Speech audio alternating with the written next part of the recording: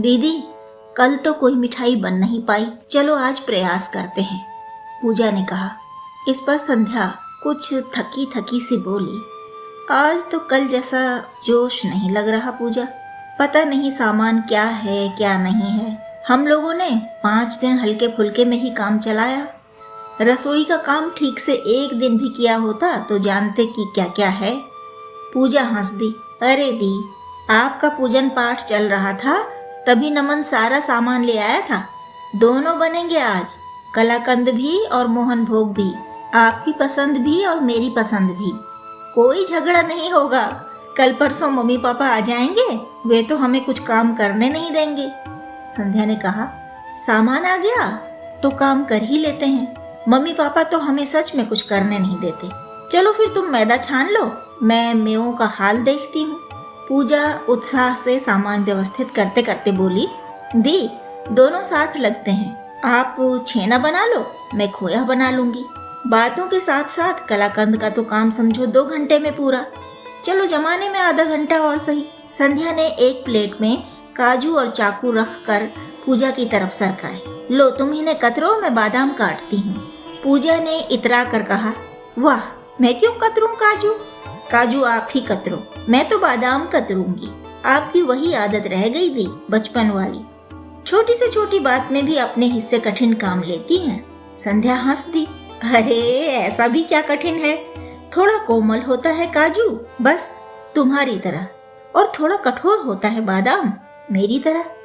दोनों बहनों ने बातों में रम कर ही मेवे तैयार किए और फिर गैस के 2 चूल्हों पर कढ़ाइयाँ चढ़ा लीं। दोनों में दूध आधा आधा बांट लिया और बातों में रमे रमे ही 5 लीटर दूध का खोया और छेना तैयार कर लिया। कलाकंद पर वे मेवे जमा रही थीं, तभी नमन आ गया। नमन के साथ खाना खाकर दोनों बहनें हॉल में जा बैठीं। घंटा भर में आरती भी घर आ गई। वे तीनों आरती के जल्दी लौटने पर चहकने लगे। आरती को खूब हंसी आई। हंसते हंसते बोली, आप लोगों के रिएक्शन से तो ऐसा लगता है मैं कई साल बाद घर लौटी हूँ। सुबह तक तो मैं यहीं थी मेरे भाई बहनों। हंसी, स्मृतियाँ, आनंद और चाय की प्यालियों के बाद वह कठिन काम याद आया जिसकी तैयारी हो चुकी थी। संध्या ने कहा, पूजा रानी, तुम्हारी मिठाई तो बन गई, लेकिन मेरी बाकी है। चलो रसोई में। आरती लपकी दीदियों के साथ, मैं करवाती हूँ ना आपके साथ काम। पूजा ने कहा, हम कर लेंगे आरती, तुम थोड़ा आराम कर लो। संध्या और पूजा कहती रह गईं, लेकिन आरती अपने कमरे में गई ही नहीं। उसे यह उचित नहीं लग रहा था कि विवाहित बहनें तो मायके आकर रसोई में खटें और वह सबसे छोटी होकर पलंग तोड़े।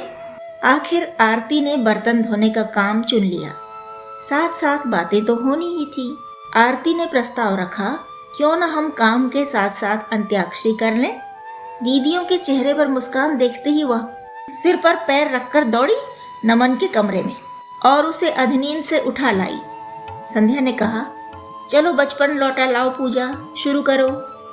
पूजा ने तुरंत अपने मधुर और सधे कंठ से गाया, मंगल भवन अमंगल हारी, द्रवहु सो दशरथ अजिर बिहारी। आरती ने तुरंत कहा, राम काजु कारण तनु त्यागी, हरिपुर गयऊ परम बड़भागी। नमन हंसने लगा, इतनी जल्दबाजी तो हम बचपन में भी नहीं करते थे। कम से कम 2 ग्रुप तो बना लो पहले। मेरी बहनों, कौन किसके साथ है और कौन विपक्ष में, यह तो पता चले। हमेशा ऐसे काम बड़ी बहन होने के कारण संध्या ही करती थी। आज भी उसने ही दल बनाए। मैं आरती के साथ हूँ और नमन तुम पूजा के साथ। सब ने समर्थन किया। बिना कारण दूसरे की बात काटने की कोई परंपरा नहीं है राम रसायन में। सब सहज हो जाता है इससे। कठिनाइयों का जाल कभी नहीं बिछता। नमन बोला, गाइए पूजा दी ग से। पूजा ने कहा, तुम कुछ नहीं कह सकते? नमन ने कहा, कह सकता हूँ, ग से गधा, गा से गाय। संध्या ने टोका, ना नमन, इतना अच्छा अवसर है, हम तो दोहा चौपाई ही कहते गाते आए हैं। हंसी मजाक इसके बीच नहीं शोभता। पूजा ने हल्के से आलाप के साथ गाया, गुणशील कृपा परमायतनम, प्रणमामि निरंतर श्री रमनम, रघुनंद निकंदय द्वंद्व घनम, महिपाल विलोकय दीन जनम। संध्या ने कढ़ाई में बेसन भूनते भूनते कहा, मुखिया मुख सो चाहिए, खान पान कहूँ एक, पालई पोषई सकल अंग, तुलसी सहित विवेक। पूजा ने कहा, नमन तुम्हारी बारी। नमन बोला, का बरखा जब कृषि सुखाने, समय गए फिर का पछताने। आरती धुले बर्तनों को सजाते हुए बोली, नाम राम को कलप तरु, कलि कल्याण निवासु, जो सुमिरत भयो भांगते, तुलसी तुलसी दास। पल भर में नमन ने पूजा की ओर और पूजा ने नमन की ओर उंगली कर दी।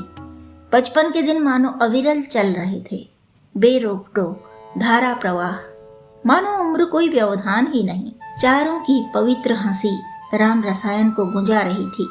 फिर पूजा ही गाने लगी, सुनी गुरु वचन चरण सिरुनावा, हरसु विषादु न कछु उर आवा।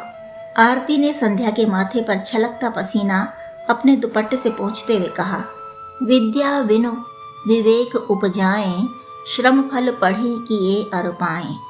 बचपन से चले आ रहे उनके नियम में चौपाई की अर्धाली भी मान्य थी। नमन सिर खुजा रहा था और बहनें मुस्कुरा रही थीं। लेकिन नमन की स्मृति ने साथ दे दिया, तुरंत कंठ ने भी उसका साथ दिया। एक बार चुनि कुसुम सुहाए, निज कर भूषण राम बनाए, सीत ही पहिराए प्रभु सादर, बैठे फटिक शिला पर सुंदर। संध्या ने नमन की पीठ ठोक कर अंत्याक्षरी की अगली कड़ी जोड़ी, एक अनीह अरूप अनामा, अज सच्चिदानंद परधामा, व्यापक विश्वरूप भगवाना, तेहि धरि देह चरित कृत नाना। नमन और पूजा की उंगलियां फिर एक बार एक दूसरे की तरफ हो गईं और बचपन की तरह ही फिर हंसी की फुलझड़ियां छूटने लगीं।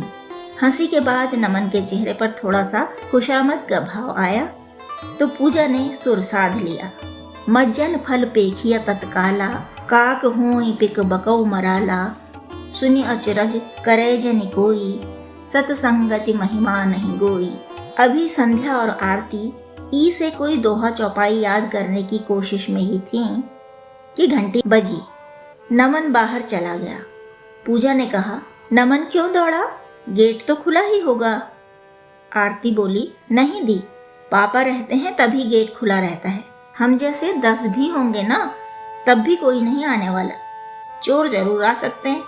हंसी की तेज लहर के बीच ही उन्होंने देखा कि उनके सामने माता पिता के लाड़ और स्नेह भरे चेहरे हैं और वे 6 के 6 लोग एक गुच्छा बन गए।